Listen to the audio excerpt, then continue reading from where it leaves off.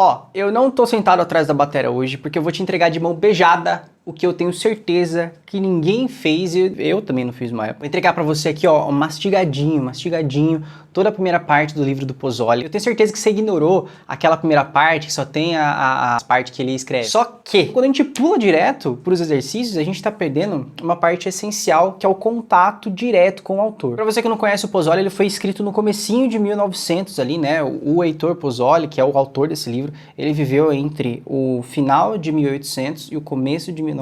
E por que é importante a gente entender esse contexto histórico do livro? Porque foi no começo de 1900, mais precisamente em 1909, que o pedal de bumbo foi inventado. Então a gente está falando de um livro aqui que ele foi escrito no período que a bateria também estava nascendo.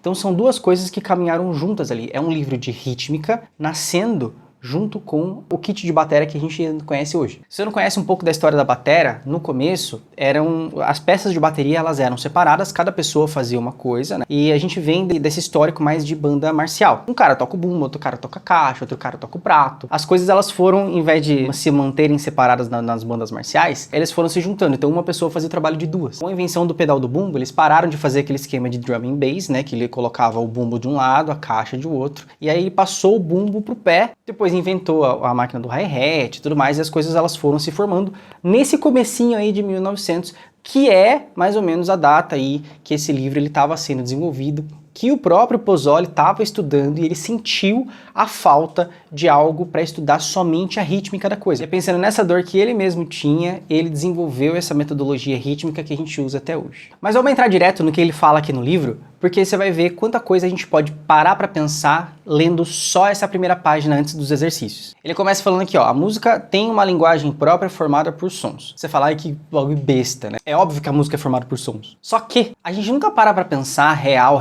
mesmo, assim, que a música ela é uma linguagem. O que tem uma linguagem? A linguagem ela tem uma regra, tanto de oratória, da maneira como você expressa, quanto da parte gramatical, que é da parte escrita. Como que a gente expressa isso? Qual nome tem cada coisa? Como que eu anoto isso caso eu queira que outra pessoa reproduza? Então, da mesma forma como a gente aprende primeiro a falar, depois a escrever, a gente precisa ter um input de informações para que depois a gente consiga passar isso para fora, né? Escrever de alguma maneira ou passar essa ideia para outra pessoa. Então, quando ele fala que a música é uma linguagem própria formada por sons, a gente entendeu essa parte da linguagem. Agora, falando dos sons, quais sons nós que somos bateristas a gente tem na nossa mão? A gente tem a caixa, a gente tem os pratos, a gente tem os tambores, desde um tambor um pouco mais grave até um tambor um pouco mais agudo. A gente tem uma gama de muitas coisas, assim. Então, qual o sotaque, qual som tem a tua linguagem? Qual o sotaque que você usa? É completamente diferente a gente conversar com uma pessoa do norte e uma pessoa do sul do Brasil. E dentro da música, a música como linguagem, ela tem essa variedade de sotaques também.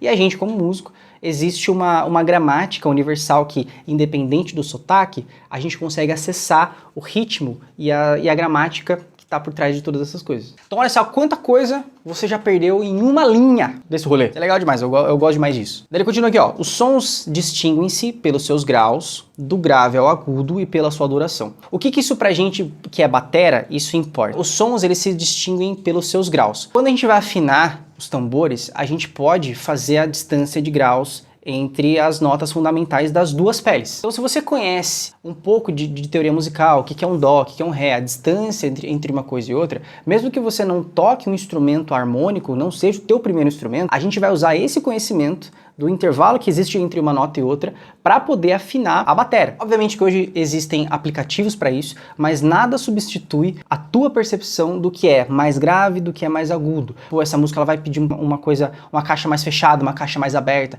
Então essa percepção de graves e agudos e de graus, isso vai interferir diretamente em como que você vai afinar a sua bateria. E outro desdobramento que a gente tem ainda é sobre os sons distinguem-se pelos seus graus, do grave ao agudo e pela sua duração. Do grave ao agudo, a gente pode pensar nos tambores graves, nos tambores agudos e pela sua duração. A duração ela vai variar pra gente que é batera, na relação que a gente tem entre a pele batedeira e a pele de resposta e a profundidade do teu tambor. Quanto mais profundo, quanto maior é o teu tambor, mais duração ele vai ter, mais ar vai ter ali dentro e as notas, se você precisar tocar coisas mais rápidas, as notas elas vão embolar um pouquinho, porque o ar vai estar sambando ali dentro ainda. Se você quer tocar coisas um pouco mais rápidas, você escolhe tons um pouco mais curtos, para que o ar ele não fique tão movimentado ali dentro e a pele ela possa responder logo ao ataque. Obviamente que quando ele está falando aqui sobre sons e duração, grave e agudo, ele está pensando na pauta, ele está pensando na figura rítmica mínima, a semibreve, a semicolcheia, ele está pensando nisso.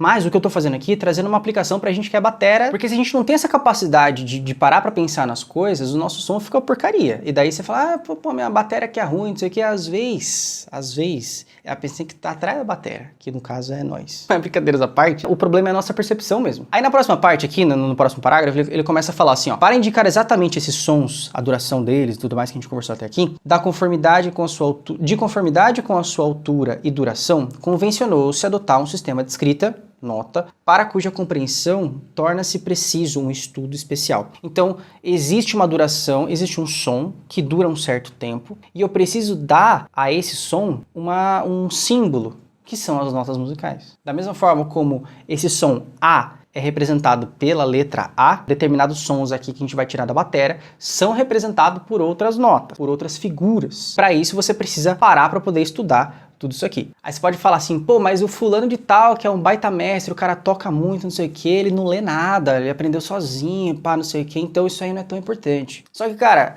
aí que tá. A gente tá falando aqui a respeito de um estudo mais formal do instrumento. A gente não tá tomando por regra a exceção. Porque, pela minha experiência, aí eu tô falando da minha experiência, você pode discordar e deixar aqui nos comentários. Quem geralmente fala isso, quando vai parar para estudar as coisas, fulano não estudou isso e toca muito, então logo não preciso estudar isso. Esse é um argumento de quem não quer nada com nada, ou quem está com preguiça de poder realmente se dedicar para o instrumento, e esse não pode ser o seu caso, esse não pode ser o meu caso. A gente precisa se esforçar um pouco mais para poder tirar um som melhor do instrumento, entender melhor toda a logística das coisas, né? Então não tome por regra a exceção. Então, bora pra frente. Daí ele começa a falar sobre um outro ponto que a gente faz sem a gente perceber, que é o solfejo. Ele fala aqui, ó, os meios para poder chegar nesse fim, que é a grafia da coisa, é o solfejo e o ditado musical. É uma via de mão dupla, né? Com o solfejo chega-se ao som, que você vai cantar o ritmo, tá, tica, tucu, tacu, tá. Isso aqui tem uma rítmica e você pode escrever aquilo, né? Com o solfejo chega-se ao som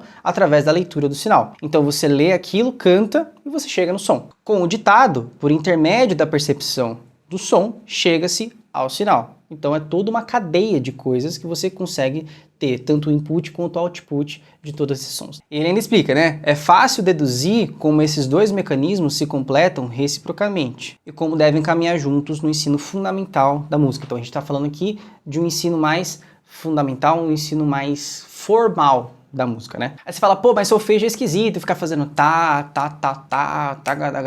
realmente é esquisito se você para pra pensar desse jeito, mas quando a gente vai ensaiar e a gente vai ensaiar com a banda, por exemplo, aí o guitarrista, ele não entende de batera, aí ele vai falar pra você, faz isso aqui, ó, não sei porque cometi um sertanejo, né? Mas enfim, ele vai solfejar pra você aquilo que ele quer que você toque. Então esse negócio de cantar isso é um solfejo. Toda essa linha de exercícios, você está fazendo o que a gente chama de input, você está colocando informações para dentro, para que você tenha palavrinhas dentro daquele vocabulário, que foi o que ele comentou lá em cima, e através desse vocabulário você consiga expressar depois essas palavras, essas frases, porque como ele disse, a música é uma linguagem, então se você tem todo esse vocabulário dentro de você, você consegue se expressar melhor e falar as coisas que você quer falar, ter ideias novas e tudo mais. Então esse processo de solfejo, ele é todo um processo de assimilação que você vai tendo para que quando você se depare com alguma coisa, você consiga tocar. E ainda falando dentro dessa questão de quando você se deparar com alguma coisa e você conseguir tocar, esse próximo parágrafo que ele vai colocar agora, quem não conhece um pouco da história dele, desse início e a motivação dele em escrever esse livro, não vai entender, porque ele fala aqui, ó, não é nosso intuito aqui nos ocuparmos do ensino do solfejo, mas sim de patentear as dificuldades que se apresentam no estudo do ditado e aconselhar os meios mais adaptáveis para superá-los. Então o que ele quer dizer? Ele está aconselhando aqui os meios mais adaptáveis para poder superar alguma dificuldade que você está tendo. Ele mesmo tinha dificuldade com o método do Bona, então ele precisava de algo que estudasse só a rítmica da coisa, para que quando ele olhasse para uma partitura que fosse mais complexa, ele conseguisse tocar as peças de piano mais difíceis. Então mais uma vez, as coisas elas nascem nascem de uma necessidade que a gente tem. E às vezes você tem uma necessidade também de estudar ritmo, de estudar coisas novas, você se sente estagnado em alguma coisa que você não consegue evoluir e você precisa de um acompanhamento de um professor, você precisa de acompanhamento de alguém para poder dizer se realmente você está no caminho certo ou se você está comendo bola em alguma coisa. Porque às vezes só uma percepção de fora vai conseguir dizer para você aquilo que você está errando. E caso você precise dessa ajuda, entre em contato comigo aqui no Instagram. Eu vou ter o maior prazer em te ajudar, em apontar aquilo que pode estar passando despercebido por você. Então me manda uma mensagem lá no Instagram caso você tenha esse desejo de quebrar essas barreiras aí que podem estar te travando os teus resultados na bateria, se você está se frustrando na bateria. Às vezes, cara, é um ajuste ou dois que você faz que vai mudar completamente o jeito de você tocar e você vai se sentir muito mais livre, muito mais leve tocando. Você até reacende aquela paixão inicial que a gente tem pelo instrumento, né? Já atendi muitos alunos assim, né? Que estavam frustrados, pô, meu som não tá legal, pá, não sei o quê. E a gente passa por esses conceitos que eu tô comentando aqui com vocês e com um ajuste ou outro, cara, o cara, poxa vida, ou era isso, cara. Então, assim, busque a ajuda de um professor, entre em contato aqui, troque ideia, que eu com certeza vou ter o maior prazer em te ajudar. E a partir daqui ele vai falar mais sobre as especificidades que tem aqui dentro desse livro e como que ele vai trabalhar e tudo mais. Mas esses primeiros parágrafos aqui, se a gente exclui eles da nossa leitura, olha quanta coisa a gente perde. E é claro que aqui eu tô fazendo uma aplicação atual de algo que foi escrito há muitos e muitos anos atrás. Mas isso que é legal, a gente ter a capacidade de ler algo, interpretar aquilo e trazer aquilo para nossa realidade. A gente que é batera, você vai ter aqui dentro desse livro do Pozzoli uma variedade de coisas, de ritmos, de sons e de ideias que podem surgir na sua cabeça, que são assim, infinitas coisas. E se você quiser construir mais coisas ainda em cima disso, você pode unir dois livros, e daí você vai ter realmente coisa para trabalhar o resto da vida, que é o New Bridge, do Gary Chester, e o Pozzoli, para você poder fazer em cima dos ostinatos que o Gary Chester ele propõe. Aí você vai ter a vida inteira para estudar só essas duas coisas. E é por isso que eu falo da importância, mais uma vez, de você ter um acompanhamento de um professor, de você ter um acompanhamento de alguém olhando de fora para você conseguir se validar. Porque, assim, é uma infinidade de coisas, são exercícios que você pode abordar eles de muitos ângulos diferentes. E como que você sabe o melhor caminho para você poder não perder tempo em coisas que não vão te somar? Aí a gente volta lá no começo, que é a linguagem musical. Qual linguagem, qual estilo, qual acento, qual sotaque que você quer ter na bateria, qual que é a tua referência. E a partir daí, você vai traçando um plano mais personalizado para você e alinhado exatamente com o teu objetivo. Bom, gente, basicamente era isso que eu queria trazer para vocês. Se vocês quiserem que eu faça mais disso com os outros livros, tem muito livro de bateria e com certeza a gente tem muito material para poder trabalhar. Caso vocês queiram, comenta aqui embaixo qual livro que vocês querem que a gente leia junto aqui, esse prefácio, esse início, para que a gente tire essas lições mais profundas aqui. Ou se vocês quiserem que eu aplique também o Pozzoli de uma maneira mais moderna, me conta aqui nos comentários também qual tipo de conteúdo que vocês querem que eu produza aqui para vocês. E a gente vai construindo esse canal aqui com um pouquinho de vocês, um pouquinho de mim, e junto a gente cria essa comunidade legal de baterias que a gente está formando aqui, fechou? Não esquece de se inscrever, de compartilhar, de apertar o like aqui e a gente se vê numa próxima.